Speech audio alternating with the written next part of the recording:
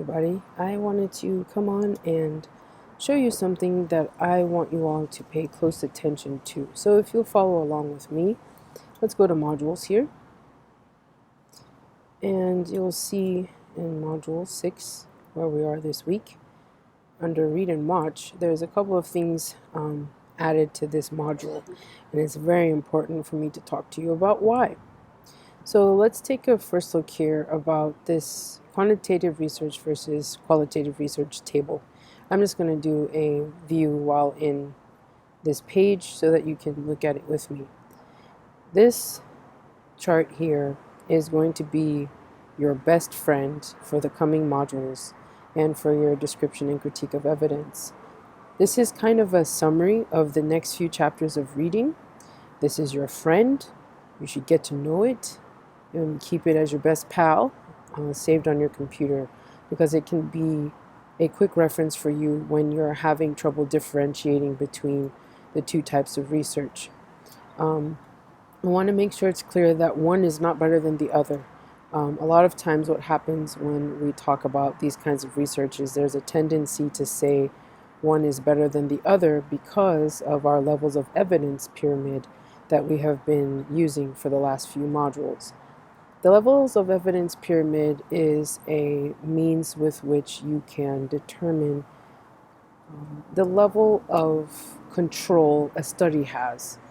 The more control, the higher the level of evidence. Hence why a randomized control trial is usually at the very top, and a systematic review of multiple randomized control trials is at the top, because those studies are very, very well controlled, or in theory are well controlled studies that do not allow any option for real world things to happen. So that being said, that means they use inclusion and exclusion criteria. They try their best to hone way down to what exactly it is that they wish to study. But we know in real world that those randomized control trials have to be applied to practice, which is where we get evidence-based practice from. That is why we used systematic reviews to establish evidence-based practice, to take what was learned in the research and see how it applies. We take the evidence and apply it to practice and mold it to fit real-life examples of science. So, given this, I want you all to take a look at this table. I want you to pay close attention to something, because a word is going to be coming up a lot more often in these next few modules. It's called rigor. R-I-G-O-R, rigor. Rigor does not mean how hard it was to do something. Rigor is a term that's used to explain how well a study is put together. Was the study rigorous? So, when we say something like, is the study rigorous, there are some terms that we should be using to describe the level of rigor a study has. I wanted to do this audio recording and video for you because I think sometimes this part can get confusing when you're trying to apply these terms. As you can see, this column here is for qualitative research. Qualitative research. This column here is for quantitative research. So when you go through your reading for this and the next modules, you'll see that what you see in the book is more talks about this kind of rigor and does not apply the term rigor to the terms used to describe rigor for quantitative research. So I want to make sure I spell this out to you. A lot of you are using quantitative research studies for your final paper, and so we're going to start there. The terms that are used to describe rigor for quantitative research are reliability and internal and external validity. You will find those terms in your reading for Module 6. I want you to start to think about these as terms that describe the level of rigor a study has.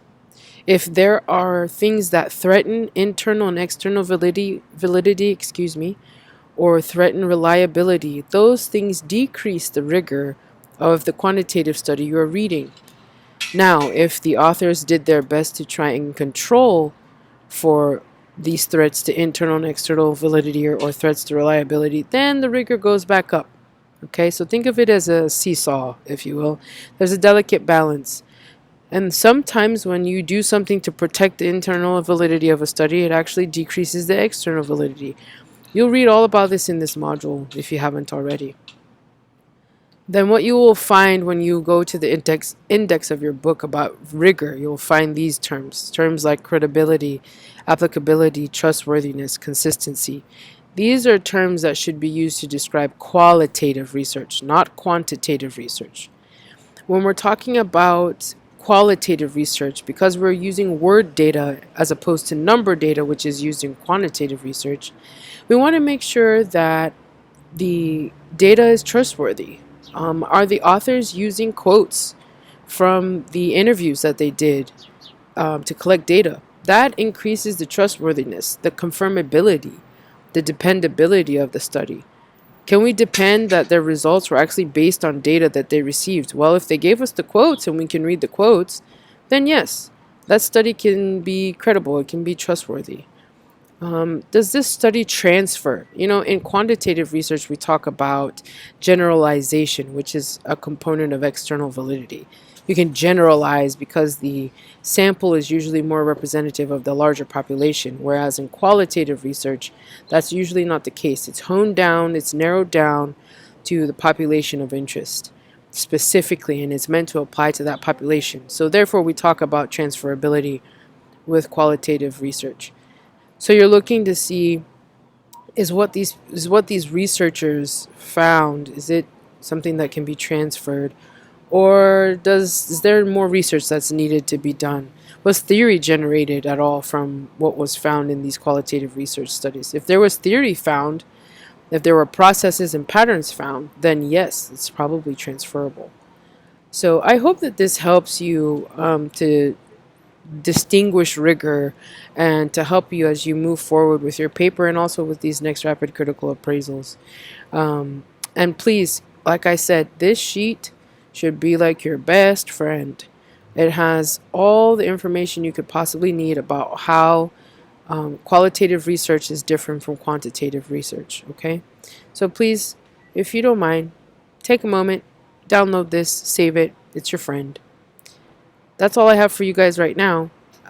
I hope that if you have any questions, you'll be emailing your faculty, letting them know how they can help you best. In the meantime, carry on. I wish you all the best of luck as you move forward, and please let us know how we can assist. Take care.